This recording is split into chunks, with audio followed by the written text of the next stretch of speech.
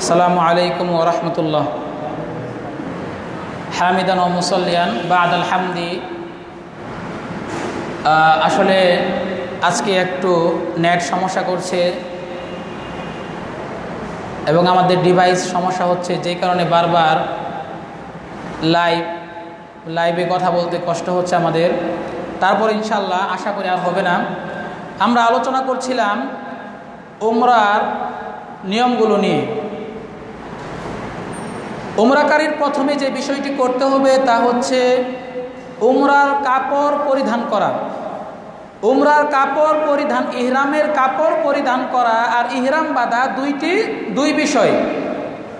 ইহরামের কাপড় পরিধান করা এক বিষয় আর ইহরাম বাঁধা হচ্ছে আরেক বিষয়। ইহরামের কাপড় যে কোনো স্থান থেকে পরিধান করা যাবে, কিন্তু তা হতে হবে মিকাতে পৌঁছার পূর্বেই। ব্যক্তি তার সুবিধা অনুযায়ী এটা পরিধান করতে পারে। বাসা থেকে হতে পারে, বাড়ি থেকে হতে পারে হাজি ক্যাম্প থেকে, হতে পারে এয়ারপোর্ট থেকে, বিমানবন্দর থেকে, হতে পারে বিমানের ভিতরেও। অর্থাৎ ব্যক্তি তার সুবিধা অনুযায়ী ইহরামের কাপড় পরিধান করবে। ইহরামের কাপড় পরিধান করা মানে এই নয় যে সে ইহরাম বেঁধে ফেলল। ইহরামের কাপড় পরিধান করার সঙ্গে সঙ্গেই তালবিয়া পাঠ করার যে প্রথা সমাজে চালু আছে, এর কোনো ভিত্তি নেই। ইহরামের কাপড় পরিধান করার সঙ্গে সঙ্গেই এবং ইহরামের কাপড় পরিধান করার পর থেকেই তালবিয়া পাঠ করতে হবে, এই মর্মে যে প্রথা চালু আছে তা ভিত্তিহীন। এবং ইহরামের কাপড় পরিধান করার সঙ্গে সঙ্গে 2 রাকাত বা 4 রাকাত সালাত আদায় করতেই হবে, এই মর্মে যে প্রথা চালু আছে এটাও ভিত্তিহীন। আরেকটি এখানে কাজ আমরা করে থাকি যেটি নিষিদ্ধ, তা হচ্ছে উমরা পালনকারী যখন আমাদের থেকে বিদায় নিয়ে যায় তখন আমরা তাদেরকে বিদায় জানাই আল্লাহু আকবার, লা ইলাহা ইল্লাল্লাহ, অর্থাৎ বিভিন্ন তাসবির মাধ্যমে। এর কোনো ভিত্তি নেই। তবে হ্যাঁ, গোসল করার পর, ওযু করার পর সে যখন ইহরামের কাপড় পরিধান করবে, সে ইচ্ছা করলে ওযু করার জন্য 2 রাকাত সালাত আদায় করতে পারে, তাহিয়াতুল ওযু। ওযু করার পর 2 রাকাত সালাত সে আদায় করতে পারে, তবে এটা ইহরামের কাপড় পরিধান করার জন্য নয়। আপনার ইহরামের কাপড় পরিধান করার কাজ শেষ হলো, এখন হচ্ছে ইহরাম বাঁধা। ইহরাম বাঁধা কাকে বলে? ইহরাম বাঁধা মানে হচ্ছে মনে মনে এই নিয়ত করা যে আমি কি করতে যাচ্ছি। আমি কি হজ্জে ইফরাদ করতে যাচ্ছি, না হাজ্জে কিরান করতে যাচ্ছি, নাকি হজ্জে তামাত্তু করতে যাচ্ছি, নাকি আমি শুধু উমরা করতে যাচ্ছি। এই নিয়ত মনে মনে করা আর মুখ দিয়ে হাজিরা দেওয়া। মুখ দিয়ে হাজিরাটা কেমন? যদি আমি উমরা করার জন্য যাই তাহলে মুখ দিয়ে আমি বলবো লাব্বাইক উমরাতান অথবা লাব্বাইক আল্লাহুম্মা উমরাতান। অনেকে বলে থাকে হজ এবং উমরা করার ক্ষেত্রে মুখ দিয়ে নিয়ত করতে হয়। এই কথাটি মিথ্যা এবং ভিত্তিহীন। মুখ দিয়ে যে কথাটি আমি বললাম লাব্বাইক উমরাতান, এর নাম নিয়ত নয়। এর মানে হচ্ছে আমি উপস্থিত হলাম।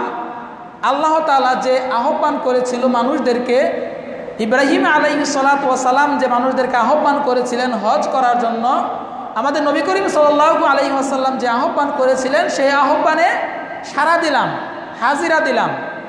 যেমনই আমরা আমাদের শিক্ষকগণ যখন হাজিরা করে তখন আমরা বাংলা মিডিয়ামে বলে থাকি উপস্থিত স্যার, ইংলিশ মিডিয়ামে বলে থাকি প্রেজেন্ট স্যার, আর মাদ্রাসা লেভেলে আমরা বলে থাকি হাজির বা লাব্বাইক। এই যে লাব্বাইক মানে হে আল্লাহ, লাব্বাইক আল্লাহুম্মা, হে আল্লাহ আমি উপস্থিত হলাম উমরাতান, আমি উমরা করার জন্য উপস্থিত হয়েছি। এটা হচ্ছে হাজিরা দেওয়া, এর নাম নিয়ত নয়। এর নামই হচ্ছে ইহরাম বাঁধা। মনে মনে সংকল্প করা এবং মুখ দিয়ে হাজিরা দেওয়া, এর নাম হচ্ছে ইহরাম বাঁধা। ইহরাম আমি কখন বাঁধবো? মিকাতে যখন আমি পৌঁছবো তখনই আমি ইহরাম বাঁধবো। কিন্তু বর্তমানে তো বিমান দিয়ে আমাদেরকে যেতে হয়, অল্প সময়ের মধ্যেই মিকাত অতিক্রম করে ফেলি, তাহলে কিভাবে আমি ইহরাম বাঁধব? সাধারণত জেদ্দা বিমানবন্দরে বিমান ল্যান্ড করার 7, 8 বা 9 মিনিট পূর্বে মিকাত অতিক্রম করে থাকে। সেজন্য যদি সেটা হজ ফ্লাইট হয়ে থাকে তাহলে ফ্লাইট কর্তৃপক্ষই জানিয়ে দেয় যে আমরা অল্প কিছুক্ষণের মধ্যে মিকাত অতিক্রম করব।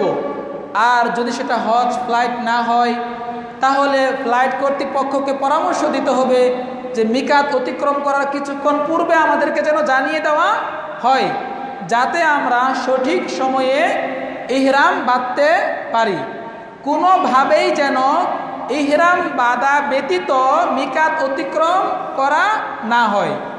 প্রয়োজনে সতর্কতার জন্য বিমান ল্যান্ড করার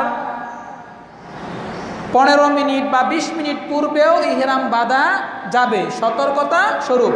কারণ ইহরাম বাঁধা ব্যতীত যদি মিকাত অতিক্রম করে ফেলি তাহলে আবার আমার পুনরায় এই মিকাতে আসতে হবে ইহরাম বাঁধার জন্য, অথবা আমাকে জরিমানা দিতে হবে, দম দিতে হবে। সেজন্য সতর্কতার জন্য আমি 10 মিনিট বা 12 মিনিট বা 15 মিনিট বা 20 মিনিট পূর্বেও সতর্কতার জন্য ইহরাম বাঁধা যাবে। বিমান ল্যান্ড করার 20 মিনিট পূর্বেও ইহরাম বাঁধা যাবে, এতে কোনো সমস্যা নেই। সবচেয়ে ভালো হবে যদি ফ্লাইট কর্তৃপক্ষ জানানোর সঙ্গে সঙ্গে আমি ইহরাম বাঁধতে পারি। আর যাতে সঠিক সময়ে ইহরাম বাঁধতে পারি এজন্য পূর্ব প্রস্তুতি নিয়ে থাকতে হবে। ইহরামের কাপড় বেঁধে ইহরামের কাপড় পরিধান করে ফেলা এবং পরিষ্কার পরিচ্ছন্ন হয়ে থাকা, যাতে আমি ঠিক সময়ে ইনফরমেশন পাওয়ার সঙ্গে সঙ্গে ইহরাম বাঁধতে পারি। ইহরাম বাঁধার পর যে সমস্ত কাজ করা নিষেধ তার মধ্যে উল্লেখযোগ্য কয়েকটি বলবো। নারী পুরুষ সকলের জন্যই ইহরামে থাকা অবস্থায়, ইহরামের অবস্থায় হাত এবং পায়ের নখ কাটা নিষেধ। গোটা শরীরের যে কোনো স্থান থেকে কোনো লোম বা পশম তুলে ফেলা, কেটে ফেলা সম্পূর্ণভাবে নিষেধ। নারী পুরুষের জন্য সুগন্ধি ব্যবহার করা নিষেধ। যদি স্বামী স্ত্রী হজে বা উমরায় যায় তাহলে ইহরাম অবস্থায় স্ত্রী সহবাস করা এবং স্ত্রী সহবাস করার মতো অন্য যে সমস্ত কার্যাবলী রয়েছে সে সমস্ত কার্যাবলী নিষিদ্ধ। ইহরামের অবস্থায় স্থলভাগের বা স্থলের যে কোনো প্রাণী শিকার করা নিষেধ। পুরুষদের জন্য সেলাইবিহীন কাপড় পরিধান করতে হবে। সেলাই আছে এমন কোনো কাপড় পরিধান করা যাবে না। ইহরামের কাপড় হচ্ছে দুইটি, একটি হচ্ছে ইজার লুঙ্গি, আরেকটি হচ্ছে রিদা চাদর। অনেককে আবার দেখা যায় ইহরামের কাপড় পরিধান করার সময়, ইহরাম বাঁধার সময় সে এক কাঁধকে খালি রাখে, আরেক কাঁধকে ডেকে রাখে। এটাও কোনো ভিত্তি নেই। একে বলা হয় ইজতিবা। ডান কাঁধকে খালি রাখা, বাম কাঁধকে ডেকে রাখা, এই যে সিস্টেম, একে বলা হয় ইজতিবা। এইটি তাওয়াফ শুরু করার পূর্বে করার কোনো নিয়ম নেই। ইজতিবা করার যে নিয়মটি রয়েছে এটা শুধুমাত্র তাওয়াফ করার ক্ষেত্রে। ইহরামের কাপড় পরিধান করা এবং ইহরাম বাঁধা কোনো সময় ডান কাঁধকে খালি রাখতে হবে এই মর্মে যে প্রথা চালু আছে এর কোনো ভিত্তি নেই। যারা পুরুষ তারা সেলাইবিহীন কাপড় পরিধান করবে, অর্থাৎ একটি ইজার লুঙ্গি আরেকটি চাদর স্বাভাবিকভাবে দুই কাঁধের উপর রাখবে। সেলাইবিহীন কাপড় পরিধান করতে হবে। তবে কোমরে যে বেল্ট থাকবে সেই বেল্টে যে সেলাই থাকবে এতে কোনো সমস্যা নেই। যে জুতা পরিধান করবে সেই জুতায় যে সেলাই থাকবে তাতেও কোনো সমস্যা নেই। হাতে ঘড়ি পরিধান করা হয়ে থাকে, ঘড়ি থাকে, সেই ঘড়ির ফিতা যদি হয় চামড়ার, এবং সেই চামড়ার মাঝে যদি কোনো সেলাই থাকে তাতেও কোনো সমস্যা নেই। পুরুষের জন্য মাথা ঢেকে রাখা, মুখ ঢেকে রাখা নিষেধ। মহিলাদের জন্য হাত খুলে রাখতে হবে, মুখমণ্ডল খুলে রাখতে হবে, এটাই হচ্ছে আসল নিয়ম। তবে যদি নন মাহরাম কোনো ব্যক্তি এসে যায় মহিলাদের সামনে, তাহলে উপর থেকে ঢাকনা ফেলে দিবে। একটু বিস্তারিতভাবে বলছি। মহিলাদের জন্য মুখের সাথে লেগে থাকে এমন পর্দা ব্যবহার করা যাবে না, বরং এমন পর্দায় ব্যবহার করতে হবে যেটি উপর থেকে ফেলে দেওয়া যায়, যেটি বর্তমানে আমাদের মায়েরা, খালারা, ফুফুরা ব্যবহার করে থাকে। বর্তমানে আর বোনেরা এটা আর ব্যবহার করে না। উপর থেকে পর্দা ফেলে দেওয়া, এই যে একটি সিস্টেম, এটা মহিলারা ব্যবহার করবে, মা বোনেরা এটা ব্যবহার করবে। স্বামীর সামনে, মাহারাম ব্যক্তির সামনে মুখ খোলা রাখবে। যদি নন মাহারাম চলে আসে, উপর থেকে ঢাকনা ফেলে দিবে। এটি হচ্ছে মূল নিয়ম, এবং এই নিয়মটি আমরা জানতে পারি আয়েশা রাদিয়াল্লাহু তাআলা আনহার হাদিস থেকে। ইহরাম অবস্থায় নিষিদ্ধ কার্যাবলীগুলি মোটামুটি বলা হলো। আপনার ইহরামের কাপড় পরিধান করা হয়েছে, ইহরাম বাঁধাও হয়েছে, এবং ইহরাম অবস্থায় যে সমস্ত কার্যাবলী, সে সমস্ত কার্যাবলী থেকেও আপনি নিজেকে বিরত রাখছেন। ইহরাম বাঁধার সঙ্গে সঙ্গে তালবিয়া পাঠ শুরু হয়ে যাবে।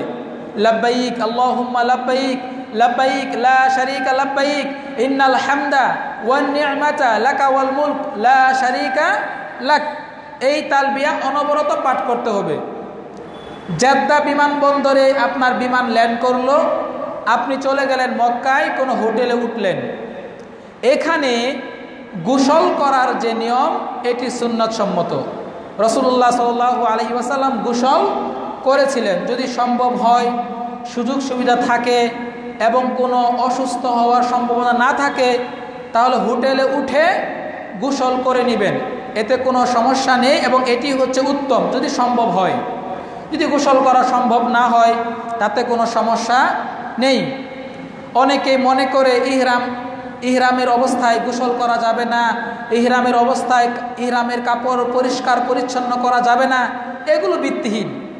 ইহরামের অবস্থায় গোসল করা যাবে, পেশাব পায়খানা করা যাবে, ওযু করা যাবে, এমনকি গোসল করাটা উত্তম।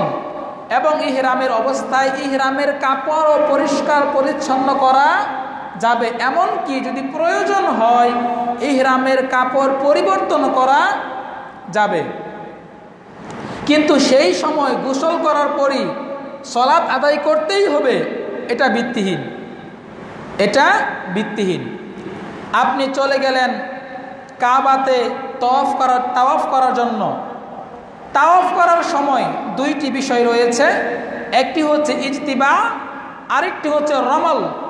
ইজতিবা মানে হচ্ছে আপনি স্বাভাবিকভাবেই তো আপনার চাদরকে দুই কাঁধের উপর রেখেছিলেন সর্বদাই, কিন্তু তাওয়াফ করার সময় আপনাকে ইজতিবা করতে হবে। ইজতিবা মানে হচ্ছে আপনার ডান কাঁধের উপরও চাদর রয়েছে, বাম কাঁধের উপরও চাদর রয়েছে, কিন্তু তাওয়াফ করার সময় আপনাকে ইজতিবা করতে হবে। আর ইজতিবা বলা হয় ডান কাঁধের উপর চাদরের যে অংশটা আছে, সেই অংশকে ডান কাঁধের বগলের নিচ দিয়ে নিয়ে বুকের উপর দিয়ে নিয়ে বাম কাঁধের উপর রাখবেন।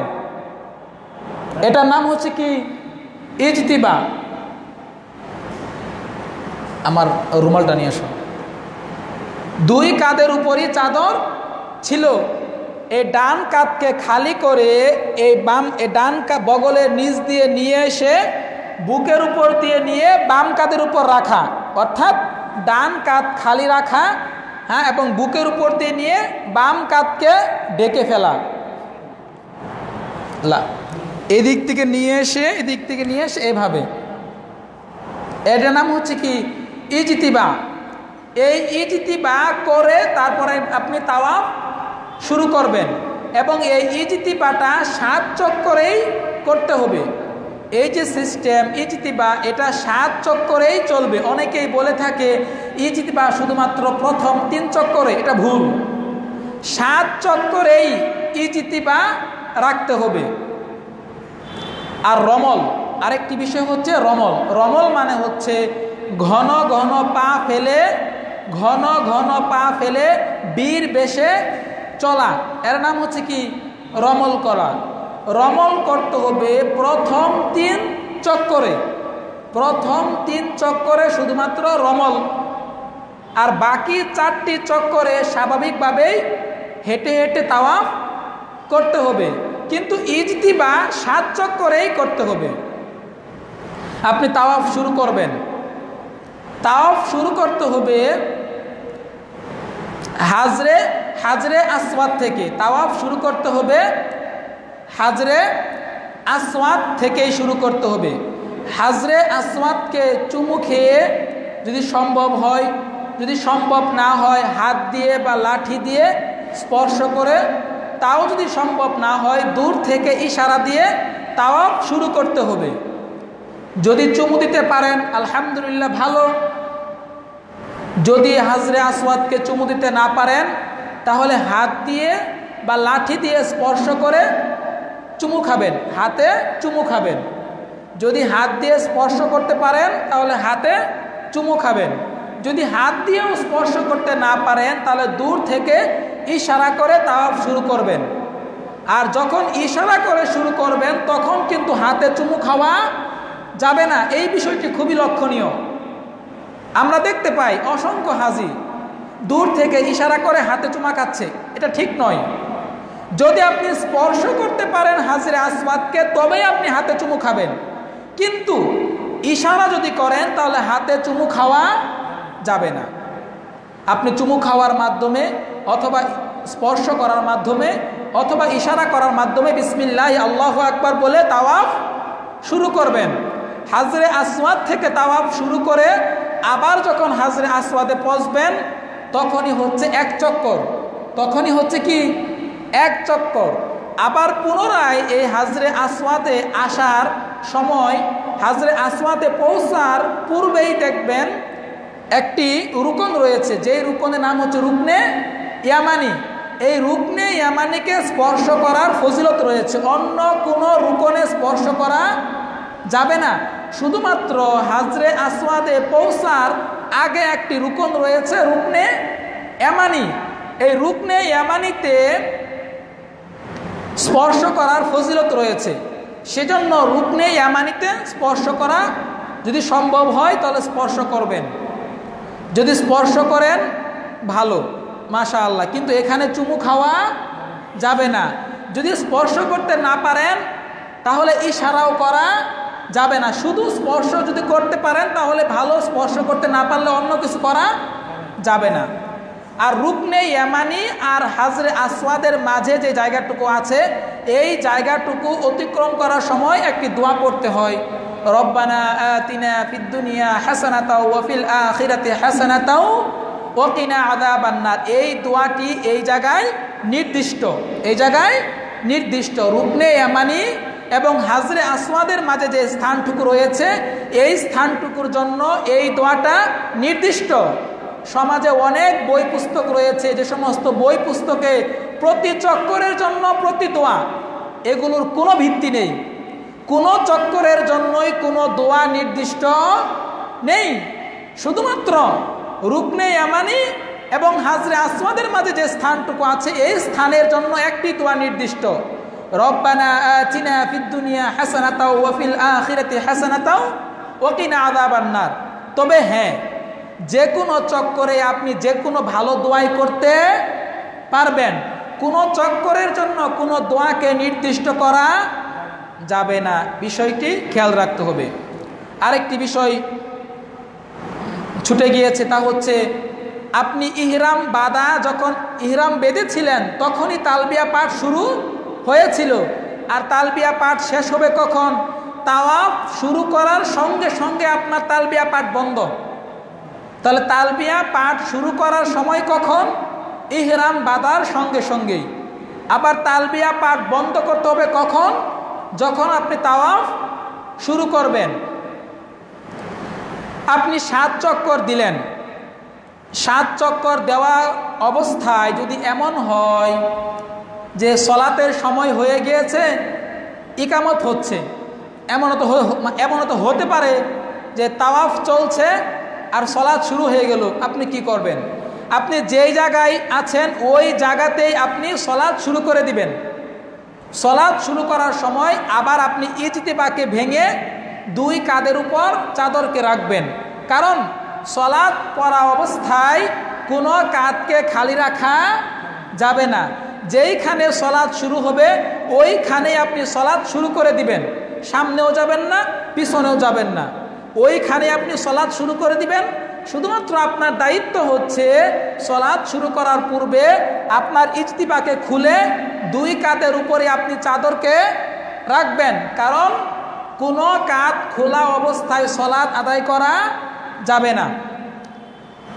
সলাত শেষ করে আবার আপনি ইজতিবা করবেন।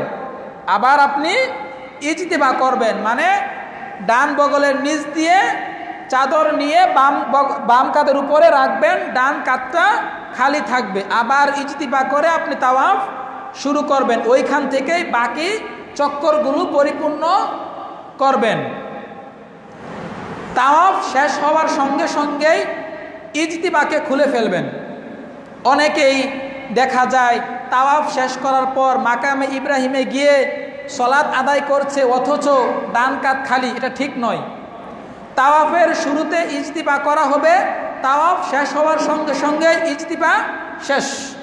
আবার স্বাভাবিকভাবেই 2 কাঁধের উপরে চাদর রাখবেন।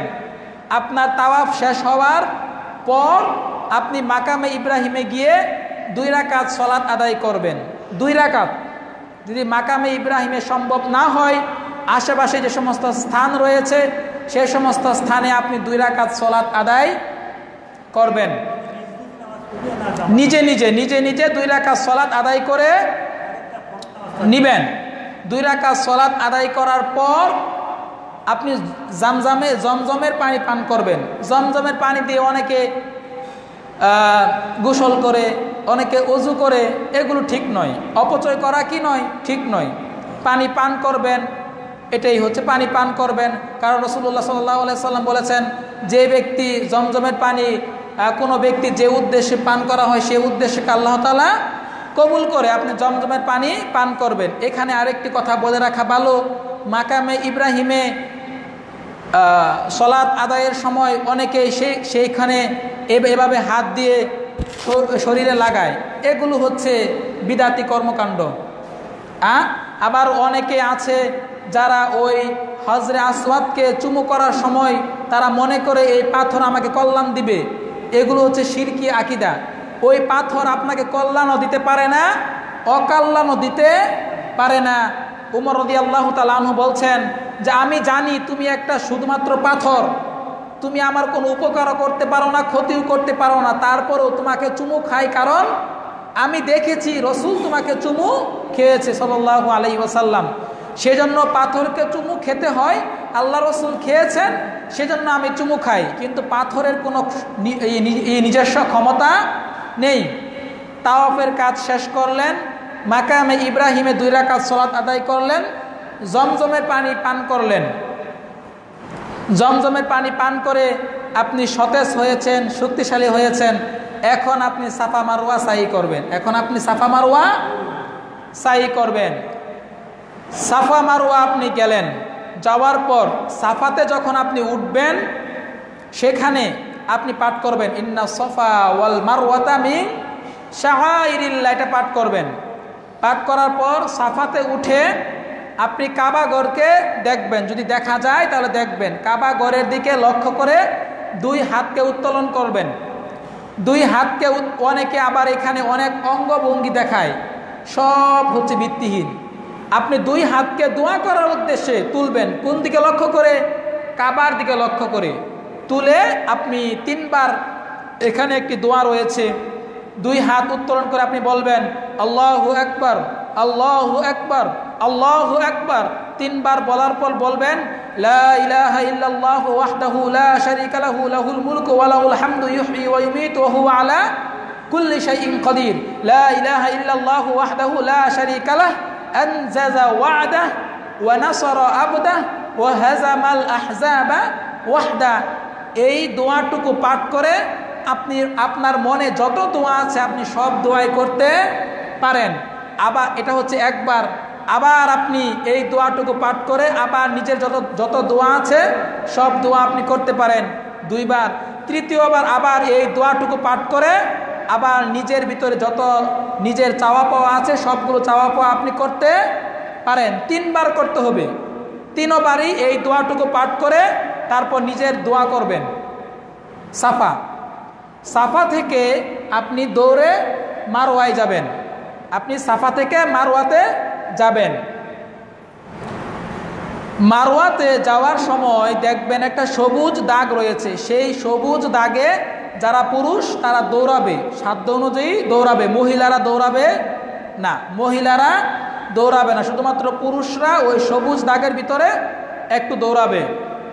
মারওয়াতে গিয়ে আবার পুনরায় এই সাফার মতো দোয়া করতে হবে 3 বার, কিন্তু সেইখানে ইন্না সাফা ওয়াল মারওয়া পাঠ করবে না।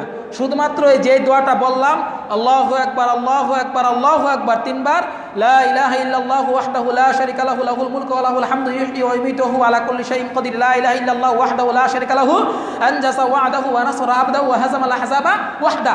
এই দোয়াটুকু একবার পাঠ করে নিজের যত চাওয়া পাওয়া আছে আপনি বলবেন, আবার পাঠ করে নিজের চাওয়া পাওয়াগুলো বলবেন, আবার পাঠ করে নিজের চাওয়া পাওয়াগুলো বলবেন 3 বার। সাফাতেও করবেন, মারওয়াতেও করবেন। সাফা থেকে মারওয়াতে যদি আপনি আসেন তাহলে 1 চক্কর, আবার মারওয়া থেকে সাফাতে আসলে আরেক চক্কর, তাহলে 7ম চক্কর হবে কোথায়? মারওয়াতে। 7ম চক্কর হবে কোথায়? মারওয়াতে। এভাবে আপনি 7 চক্কর দিবেন, আপনার উমরার কাজ শেষ। তারপর আপনি হালাল হবেন। হালাল হওয়ার সিস্টেম হচ্ছে চুল ছোট করা অথবা চেঁচে ফেলা, মাথা মুন্ডল করা। আল্লাহ রাসূল সাল্লাল্লাহু আলাইহি ওয়াসাল্লাম মাথা মুন্ডলকারীদের জন্য 3 বার দোয়া করেছেন, আর চুল ছোট করা যারা করবে তাদের জন্য 1 বার দোয়া করেছেন।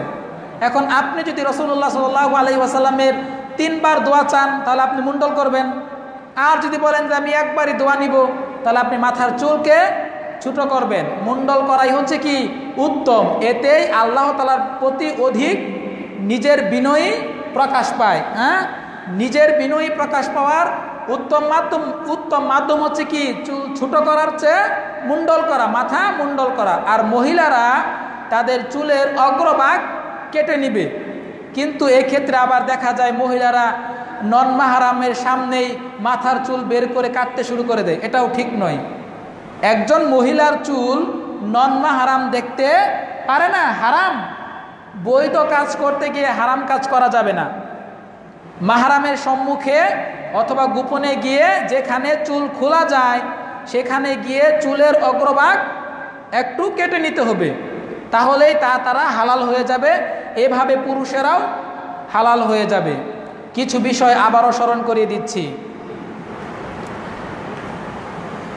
ইহরামের তাওয়াফের অবস্থায়, তাওয়াফের শুরুতে অনেকে চুমু খেতে না পারলে, স্পর্শ করতে না পারলে দূর থেকে এভাবে হাত দিয়ে ইশারা করে। এভাবে কি করে? হাজরে আসওয়াদের দিকে ইশারা করে, কারণ সে চুমু খেতে পারছে না, স্পর্শ করতে পারে নাই, 2 হাত দিয়ে এভাবে ইশারা করে। ঠিক নয়। 1 হাতকে উত্তোলন করে ইশারা করা, এটা হচ্ছে সুন্নত সম্মত। 2 হাতকে সলাতের মতো 2 হাতকে এভাবে করা কি নয়, ঠিক নয়। প্রথম 3 চক্করেই রমল করতে হবে, আর পরবর্তী বাকি 4 চক্করে রমল করা যাবে না। অনেকে আছে কিছু অংশ রমল করে, কিছু অংশ রমল করে না, এটাও না। সম্পূর্ণ চক্করই রমল করতে হবে, 3 চক্করে। ক্লিয়ার? যদি কোনো ব্যক্তি মানে উমরার বিষয়গুলো শেষ করেছে আলহামদুলিল্লাহ, তাহলে উমরার কাপড় পরিধান করা, ইহরামের কাপড় পরিধান করা, ইহরাম বাঁধা, ইহরামের অবস্থায় নিষিদ্ধ কার্যাবলীগুলো, তারপরে হচ্ছে মক্কায় গিয়ে হোটেলে গোসল করা, তাওয়াফ শুরু করা এবং তাওয়াফের মধ্যে 2টি বিষয়, ইজতিবা এবং রমল। তাওয়াফ শেষ করে মাকামে ইব্রাহিমে 2 রাকাত সালাত আদায় করা, তারপর জমজমের পানি পান করা, অতঃপর সাফা মারওয়া সাই করা, আর সর্বশেষ মাথা মুন্ডলের মাধ্যমে হালাল হয়ে যাওয়া। এই তো কয়েকটি বিষয়। এখন এখানে আমরা বিশুদ্ধভাবে উমরা পালন করতে গিয়ে অনেক কিছু এমন কাজ করে ফেলি যেগুলো নিষিদ্ধ। যে সমস্ত বিষয়গুলো আমি কিছু কিছু টাচ দেওয়ার চেষ্টা করেছি, যেমন ইহরামের কাপড় পরিধান করার পর থেকেই তালবিয়া পাঠ করতে হবে। এই যে একটা মন মানসিকতা, এটা হচ্ছে ভিত্তিহীন। ইহরামের কাপড় পরিধান করার সঙ্গে সঙ্গেই 2 রাকাত সালাত আদায় করতে হবে, এর কোনো ভিত্তি নেই।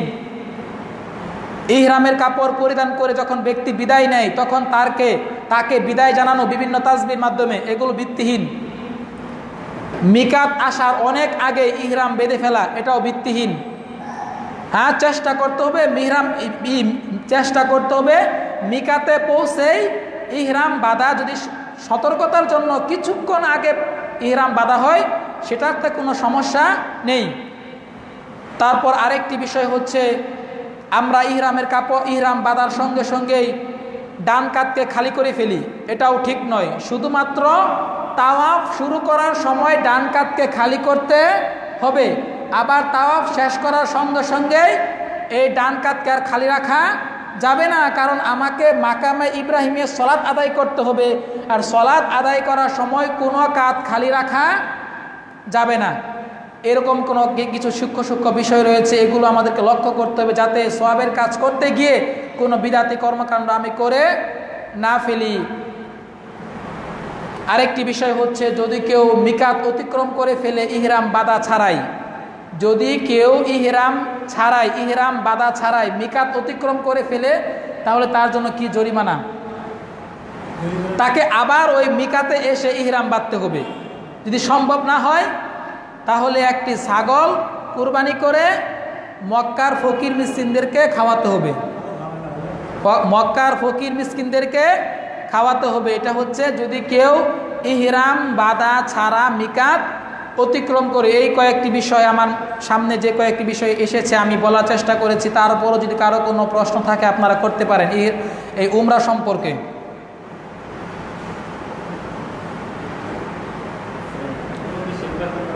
জি, যে এই বুক চিরে যে এটা করা হয়েছিল, এটা কতবার করা হয়েছিল? 4 বার। উদ্দেশ্য ছিল 4 বার পুত পবিত্র করার জন্য। শুধু এই একটা উদ্দেশ্য? আরও অনেক উদ্দেশ্য আছে, তার মধ্যে একটা হচ্ছে পুত পবিত্র করার জন্য, শয়তান যেন আসর করতে না পারে কোনোভাবেই। 4 বার করা হয়েছে। ঘটনাটা পাওয়া যাবে আর রহিকুল মাখতুমে বিশুদ্ধ সূত্রে পাওয়া যাবে। আর রহিকুল মাখতুম, আর রহিকুল মাখতুমে খুব সুন্দরভাবে বিস্তারিতভাবে এই বিষয়ে আলোচনা করা হয়েছে। কারো কোনো প্রশ্ন? জি,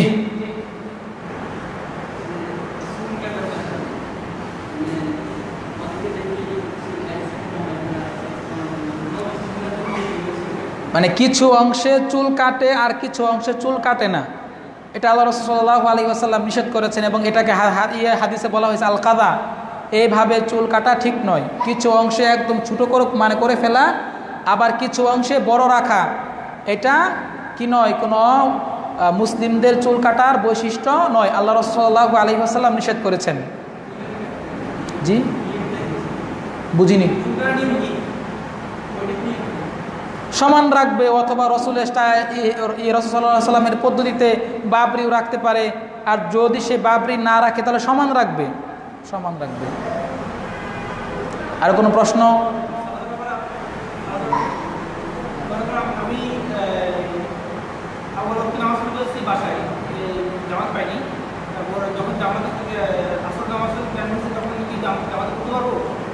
বুঝিনি।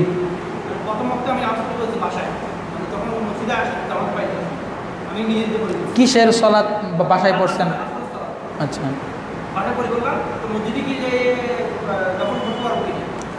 আপনি যদি বাসায় আউয়াল ওয়াক্তে আসরের সালাত আদায় করেন, তাহলে যদি মসজিদে আসেন তাহলে তার জামাত পাচ্ছেন না, কারণ মসজিদেও আউয়াল ওয়াক্তে পড়া হয়।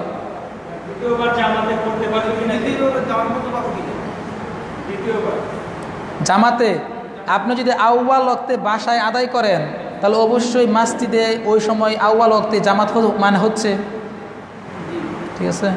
এটা এমন হয় ইশারের সলাত আমি একবার আদায় করে ফেলেছি, আমার গোত্রে গিয়ে দেখলাম যে আবার জামাতের সাথে আদায় করছে, সেখানে অংশগ্রহণ করতে পারবেন, সমস্যা নেই।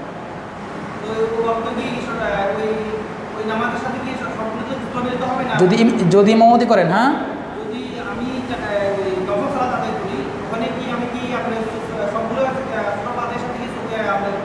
স্বাভাবিক নিয়মে যেইভাবে সলাৎ আদায় করেন সেইভাবেই সলাৎ আদায় করবেন। আপনি বাসায় সলাৎ আদায় করেছেন বলে এই নয় যে আপনার সলাতের নিয়মটা চেঞ্জ হয়ে যাবে, বরং স্বাভাবিকভাবেই। আর কোনো প্রশ্ন?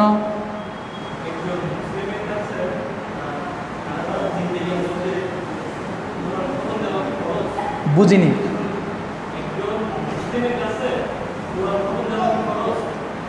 একজন মুসলিমের কাছে কোরআন খতম দেওয়া ফরজ কিনা? একটি হচ্ছে ফরজ, আরেকটি হচ্ছে উত্তম। একজন মুসলিম সারা জীবন সে পার করবে, মানে প্রথমত কথা হচ্ছে এটা ফরজ এই মর্মে কোনো দলিল আমার জানা মতে নেই। তবে এখানে একটু কথা হচ্ছে একজন মুসলিম সারা জীবন পার করবে কিন্তু কোনোদিন তার মনে এই তৃপ্তি আসবে না যে আমি কোরআনের প্রথম থেকে শেষ পর্যন্ত তেলাওয়াত করেছি, এই তৃপ্তি আসবে না, এটা হতে পারে না। হ্যাঁ, একজন মুসলিম চেষ্টা করবে নিয়মিত কোরআন তেলাওয়াত করার জন্য, কারণ কোরআন তার পক্ষে অথবা বিপক্ষে সাক্ষী দিবে। আল্লাহ রাসূল সাল্লাল্লাহু আলাইহি ওয়াসাল্লাম তিনি বলেছেন, আল কুরআন হুজ্জাতুন লাকা ওয়া আলাইকা, কোরআন হয় তোমার পক্ষে নয় তোমার বিরুদ্ধে সাক্ষী দিবে। আর কোরআনই হচ্ছে আমাদের অক্সিজেন। এই জন্য একজন মুসলিম কোরআন তেলাওয়াত করতে করতে খতম হওয়াটাই স্বাভাবিক, যদিও তার উপর একটা ফরজ নয়। কিন্তু অন্য দৃষ্টিকোণ থেকে যদি আমরা বলি যে কত বই তো আমরা খতম করি, তাহলে কোরআন খতমের ক্ষেত্রে এত শিথিলতা কেন? কোরআন তেলাওয়াত করবে, তেলাওয়াত করতে করতে এমনটা আবশ্যক নয় যে এই কয়েকদিনের মধ্যে খতম করতে হবে বা ধারাবাহিকভাবে পড়ে আমাকে খতম করতে হবে। কিন্তু একজন মুসলিমের বৈশিষ্ট্য হওয়া উচিত নিয়মিত কোরআন তেলাওয়াতের মাধ্যমে কতবার যে তার শেষ হয়েছে সে নিজেও জানবে না, কতবার তার কোরআন শেষ হয়েছে সে নিজেও জানবে না। কিন্তু আবশ্যক মানে এমনটা নয়, এবং এই সময়ের মধ্যেই তাকে খতম দিতে হবে এমনটাও আবশ্যক নয়। কিন্তু এটাও মনে রাখতে হবে কোরআন আমি যত তেলাওয়াত করব আমার মর্যাদা আমার সম্মান আল্লাহর কাছে তত বেশি হবে।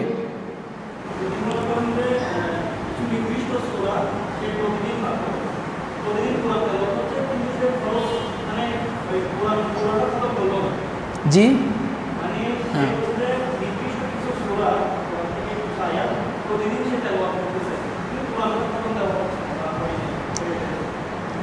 যে সমস্ত সূরাগুলোকে উনি সবচেয়ে বেশি ভালোবাসে এই সমস্ত সূরাগুলো তেলাওয়াত করবে, তাতে কোনো সমস্যা নেই। কিন্তু ওই সূরাগুলোর মধ্যে সীমাবদ্ধ থাকা, যদিও তার সক্ষমতা আছে কোরআনকে ধীরে ধীরে পাঠ করে তেলাওয়াত করে শেষ করা, তাহলে তার জন্য উচিত হবে নিয়মিত কোরআন তেলাওয়াতের মাধ্যমে শেষ পর্যন্ত মানে পৌঁছা, যাতে প্রতিটা এমন কোনো আয়াত না থাকে যে আয়াত তার কোনো দিন তেলাওয়াত করা হয়নি, এমন যেন না থাকে। তবে যদি কিছু নির্দিষ্ট সূরা সে প্রতিদিন তেলাওয়াত করে এতে কোনো সমস্যা নেই, কিন্তু এই নির্দিষ্ট সূরাগুলোকে তেলাওয়াত করাটা নিজের উপর বাধ্য হিসাবে গ্রহণ করা যাবে না। হ্যাঁ, এবং এগুলো তেলাওয়াত করতেই হবে এমনটাও ভাবা যাবে না। তবে যেই সূরাগুলোকে সে ভালোবাসে তেলাওয়াত করবে, কিন্তু এই ভালোবাসা যেন গোটা কোরআনকে তেলাওয়াত থেকে তাকে বিরত না রাখে।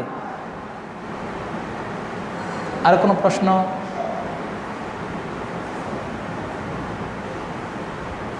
আর কোনো প্রশ্ন?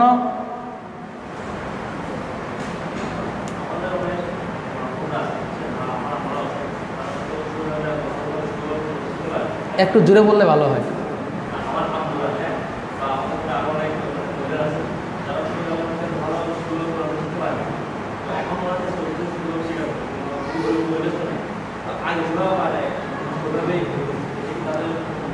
কোরআন বিশুদ্ধভাবে কোরআন পড়া, কোরআন তেলাওয়াত করা যেমনই মানে উচিত, বিশুদ্ধভাবে কোরআন তেলাওয়াত করাটাও তদ্রূপ উচিত। কারণ কোরআনের আমরা কত কিছুরই হক আদায় করছি, আমরা কত কিছুর অধিকার আমরা পূরণ করছি, অধিকার আদায়ের জন্য আমরা মিটিং মিছিল যা সম্ভব সবই করছি। কোরআনেরও একটা অধিকার আছে, কোরআনের অধিকার হচ্ছে বিশুদ্ধভাবে কোরআন তেলাওয়াত করা। সেই জন্য প্রত্যেক ব্যক্তির উচিত যার যার স্থান থেকে যথাসাধ্য চেষ্টা করা বিশুদ্ধভাবে কোরআন তেলাওয়াত শিখা এবং তেলাওয়াত করা, এবং এই জন্য যে পরিবেশ সৃষ্টি করা প্রয়োজন সেই পরিবেশই সে সৃষ্টি করবে। যেমন হতে পারে ইউটিউব থেকে কোরআন তেলাওয়াত সে শিখতে পারে, বিভিন্ন অ্যাপস ডাউনলোড করে সে কোরআন শিখতে পারে, অথবা আমরা এমন অনেক মহিলা সম্পর্কে আমরা জানি যারা বাসায় বাসায় গিয়ে কোরআন শিক্ষা দেয়। তাদের যেভাবেই হোক না কেন, মানে যদি সে ইচ্ছা করে মন থেকে আমি শিখব, আল্লাহ তাআলা তাকে ব্যবস্থা করে ইনশাআল্লাহ দিবে ইনশাআল্লাহ। বলেন জুড়ে।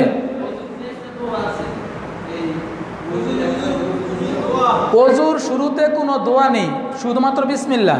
হ্যাঁ, কিন্তু ওযুর শেষে দোয়াটা আছে, আশহাদু আল্লা ইলাহা ইল্লাল্লাহু ওয়া আশহাদু আন্না মুহাম্মাদান আবদুহু ওয়া রাসূলুহু। কিন্তু ওযুর শুরুতে যে সমস্ত বানোয়ার দোয়াগুলো রয়েছে, নাওয়াইতু আন এই আমাদের সলাতের নিয়ত রয়েছে, সিয়ামের নিয়ত রয়েছে, আজকে যে আলোচনা করলাম উমরা নিয়ত রয়েছে, নাওয়াইতু আন সম্পর্কে যত দোয়া আছে, কোনো দোয়াই কোরআনের কোনো আয়াত না, সহিহ হাদিসের কোনো বাক্য না, জয়ীফ হাদিসেরও বাক্য না, কোনো বানোয়াট হাদিসেও এই নাওয়াইতু আন আসুম্মা, নাওয়াইতু আন উসল্লিয়া, নাওয়াইতু আন আহুজ্জা এই মর্মে কোনো বাক্য নেই।